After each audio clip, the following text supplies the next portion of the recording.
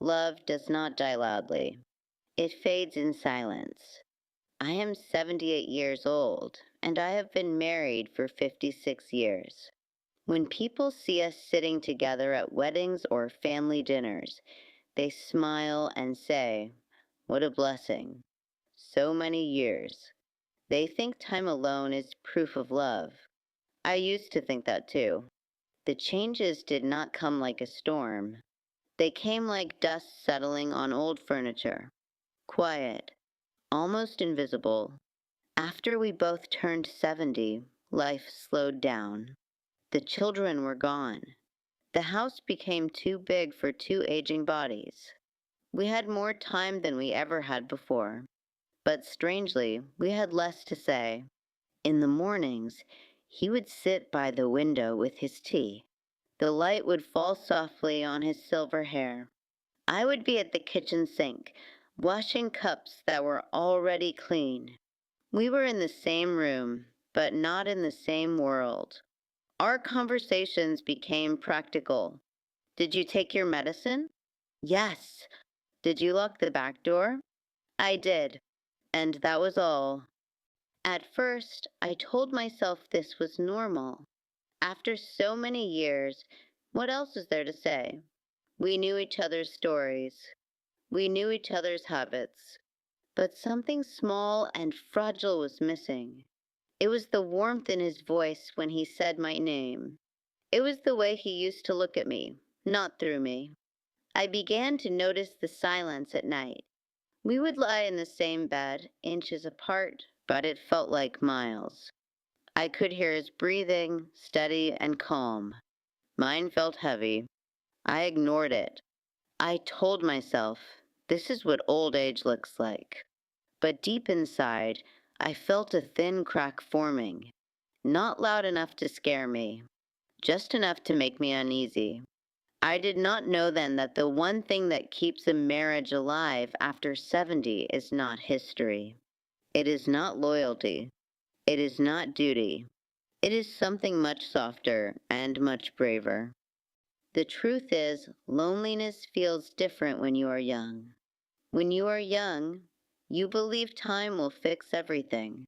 After 70, you know time only moves in one direction. I started feeling invisible in my own home. He spent hours watching television. The blue light would reflect on his face, and I would sit beside him, pretending to watch. Sometimes I would speak, just to hear my own voice. Do you remember our first apartment? I asked once. He nodded without turning his head. That small sound hurt more than an argument. There were sacrifices I never spoke about. I left my job when our first child was born because he wanted me home. I cared for his mother when she was ill. I followed him to different cities for his career. I never regretted those things when we were busy building a life. But in the quiet years, old memories return. I would stand in front of the mirror and see wrinkles, soft skin, tired eyes. I wondered if he still saw me, not as the mother of his children, not as the woman who manages the house, but as the girl he once waited for outside her parents' door. We stopped touching without reason.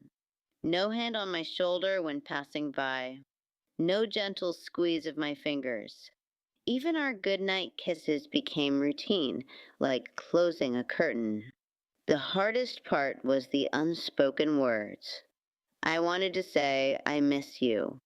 I wanted to say, I feel alone. But pride is a strange thing. After decades together, you think the other person should already know. One evening, I set the table with candles. It was our anniversary. He looked surprised. "Oh, is it today?" he asked softly. I smiled and said it was fine. But inside, something sank. We were not fighting. We were not cruel. We were simply drifting, living parallel lives under the same roof. Two old trees standing close, but no longer sharing shade. And I began to wonder, If one of us left this world tomorrow, would we regret these quiet distances? The moment came on an ordinary night. It was winter. The house felt colder than usual. He had gone to bed early. I stayed in the living room with a small lamp on. In my hands were my medical test results. Nothing serious, the doctor had said. But at my age, even small things feel large. I sat there, listening to the clock tick. Each second sounded louder than the last. I imagined a future where one of us was alone in this house. I imagined him sitting by that same window, but without me. Or me, sitting alone at the kitchen table. Suddenly, 56 years felt very fragile. I went to the bedroom and stood by the bed. He was asleep, his face relaxed, almost boyish. I looked at him and saw the young man who once held my hand so tightly when we crossed the street. The man who worked double shifts when money was short. The father who carried our children on his shoulders. Tears came quietly. I realized something painful. We were acting as if we had endless time to fix our distance. But after 70, time is no longer generous. I felt fear. Not fear of death. Fear of regret. What if we leave this world with words still trapped inside us? What if the silence becomes our final memory? That night, I could not sleep. I lay beside him, staring at the ceiling, listening to his breathing. And for the first time, I admitted the truth to myself. Our marriage was not dying because we stopped loving each other. It was fading because we stopped showing it. The next morning, my hands were trembling as I made tea. He came into the kitchen, rubbing his eyes. I said his name softly. Can we talk? He looked worried. Is something wrong? Yes, I said. Something is.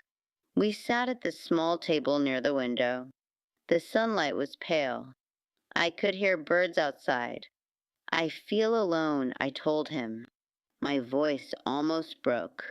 Not because you are not here, but because I don't feel close to you anymore. He stared at his hands.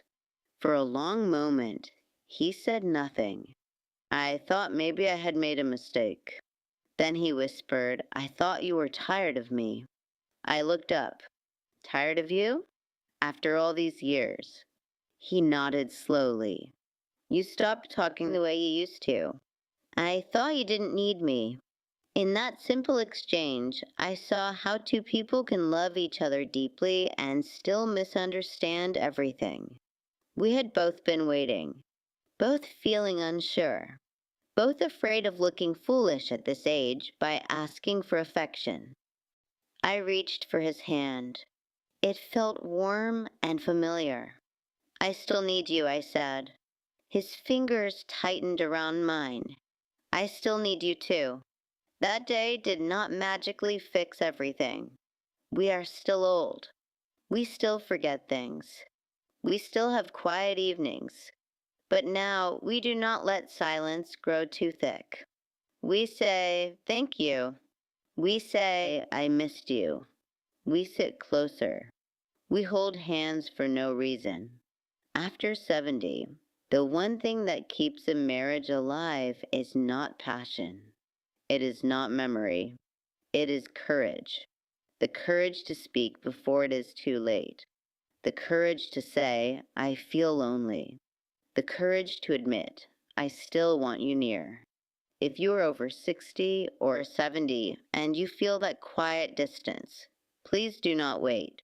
Time is gentle, but it is also limited. Do not let pride steal your last beautiful years. Love at this age is softer, slower, but it can still be warm. I am 78. I have wrinkles, weak knees, and silver hair. But every night now, before we turn off the light, he squeezes my hand. And in that small gesture, I know our marriage is still alive.